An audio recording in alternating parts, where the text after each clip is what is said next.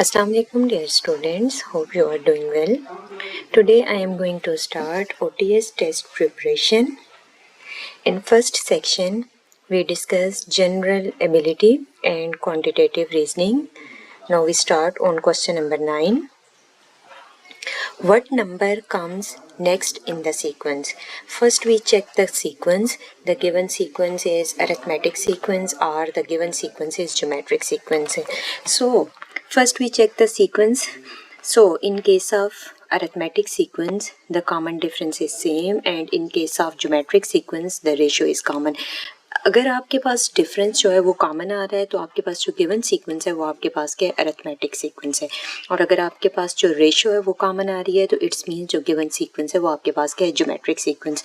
और समटाइम्स आपके पास सीक्वेंस के केस में कि आपके पास एडिशन में +2 -2 के साथ भी सीक्वेंस हो सकता है कि पहले आपके पास एडिशन हो रही है फिर आपके पास सब्ट्रैक्शन हो रही है, और कुछ केसेस में सीक्वेंस में आपके पास पहले आप डिवाइड करते हैं फिर अगेन उस नंबर को डिवाइड हाफ करते हैं फिर अगेन। अब सबसे पहले देखें जो गिवन सीक्वेंस है वो हमारे पास क्या है 18 10 6 4 3। सबसे पहले देखें कि जो गिवन सीक्वेंस है 18 में से आपने अगर 8 माइनस किया है तो 10 आया, फिर आपने 8 का हाफ माइनस किया है तो आपके पास 8 का हाफ क्या होता है 4, 4 माइनस किया है 6 आया है, फिर 4 का हाफ क्या होता है 2, 2 माइनस किया है 6 में से तो आपके पास 4 आया है। अब आपके पास 2 का हाफ क्या होता है 1, 1 माइनस किया है तो 3 आया है। अब आपके पास 1 का हाफ क्या होता है 0.5, तो 0.5 माइनस किया है तो आपके पास क्या आ गया 2.5। तो यहाँ पर सबसे पहले देखें कि सबसे पहले जो गिवन डिफरेंस सबसे पहले एनालाइज करते हैं जो डिफरेंस है between consecutive term in the series. आपके पास जो गिवन सीक्वेंस है वो आपके पास क्या है, सबसे पहले आपने 18 माइनस 10, यहाँ पर देखें आपके पास पहला नंबर 18 10 है तो आपने 18 में से क्या माइनस किया है। अब सबसे पहले देखें आपके पास जो सीक्वेंस है उसमें से 18 माइनस 10 किया है, फिर 10 माइनस 6 किया है, 6 माइनस 4 किया है। अब यहाँ पर सबसे पहले सीक्वेंस की नेक्स्ट टर्म देखें 18 10 6 4, तो 18 माइनस 10 किया है फिर 10 माइनस 6 करें, 6 माइनस 4 करें, 4 माइनस 3 करें, नेक्स्ट टर्म क्या आएगी। तो आप इसके अकॉर्डिंग जब से पहले कर रहे हैं लाइक आपके पास नेक्स्ट माइनस प्रीवियस या आपके पास सक्सीडिंग माइनस प्रीसीडिंग, तो आपके पास ये। अब सबसे पहले देखें जो सब्ट्रैक्ट है वो हाफ है 8 4 2 1, 8 का हाफ 4, 4 का हाफ 2, 2 का हाफ 1। तो सबसे पहले लास्ट में जो 1 का हाफ है वो आपके पास क्या आ गया 0.5 आ गया। तो आपके पास यहाँ पर सबसे पहले जो पहली दो टर्म्स हैं इनका आपके पास डिफरेंस आ गया 8, नेक्स्ट आपके पास डिफरेंस आ गया 4, 4 के बाद डिफरेंस 2, 2 के बाद 1 और 1 के बाद 0.5। तो नेक्स्ट टर्म जो है वो आपके पास क्या है 2.5। फिर आपके पास 0.5 को जब लास्ट टर्म से आप माइनस करते हैं तो आपके पास जो ऑप्शन आ जाता है वो क्या आ जाता है 2.53 माइनस 2.3 माइनस 0.5। तो आपके पास जो नेक्स्ट टर्म होगी गिवन सीक्वेंस की वो आपके पास क्या होगी 2.5। नेक्स्ट है आपके पास क्वेश्चन नंबर 10। अब क्वेश्चन नंबर 10 में आपके पास क्या है कि आपके पास क्या है कमल, लाइक कमाल आपके पास क्या है कि इज़ ओल्डर देन जमाल और Hussain is younger than Jamal.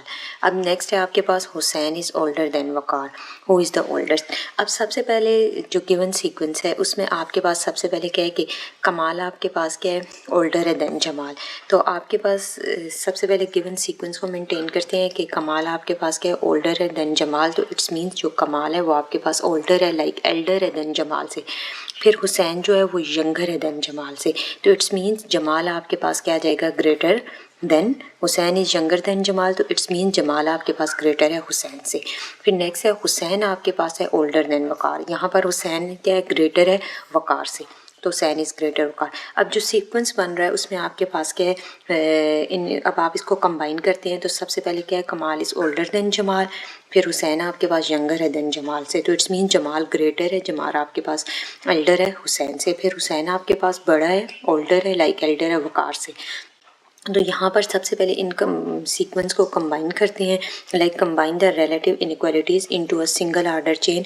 कमाल is greater than Jamal, Jamal is greater than like Kamal is older Jamal, Jamal is older Hussain, Hussain is older than Waqar. तो यहाँ पर आपके पास जो सबसे टॉप एज में आ जाता है वो आपके पास क्या आ जाता है कमाल आ जाता है। तो यहाँ पर जो करेक्ट ऑप्शन है वो आपके पास कैसी हु इज़ ओल्डेस्ट, तो ओल्डेस्ट आपके पास क्या है कमाल है।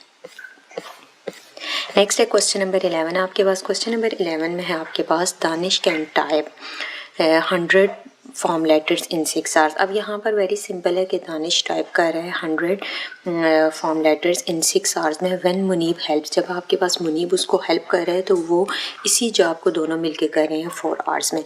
How long will it have taken when Munib to do the job if he works alone.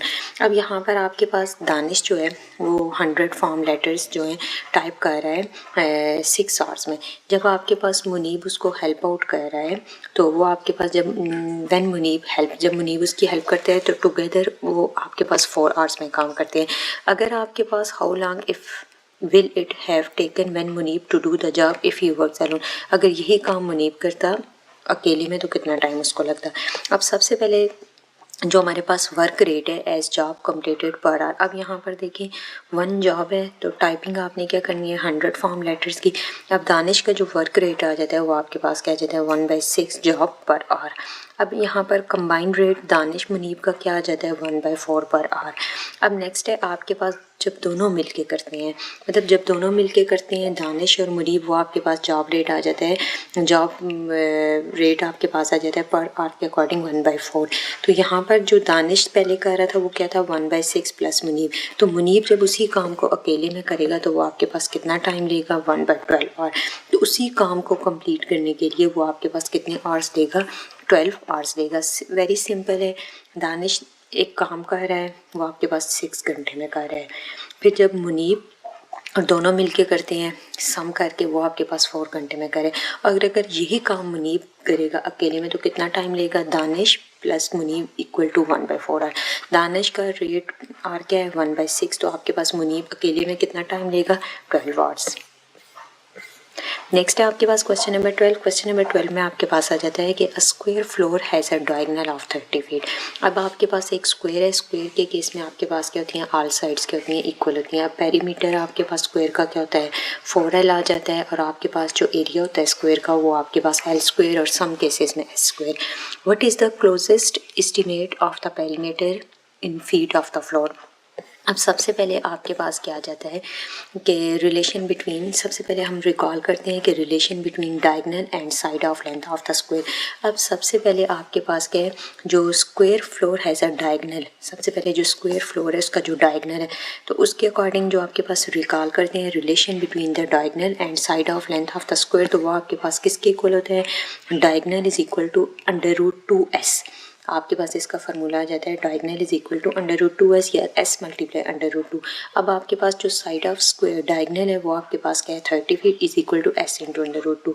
s की वैल्यू जब फाइंड करते हैं s is equal to 30 divided by √2 which is equal to 30 √2 को सॉल्व करते हैं तो आपके पास approximately 1.412 which is equal to 21.213 feet. तो आपके पास जो s की वैल्यू आ जाती है वो आपके पास 21 आ जाती है।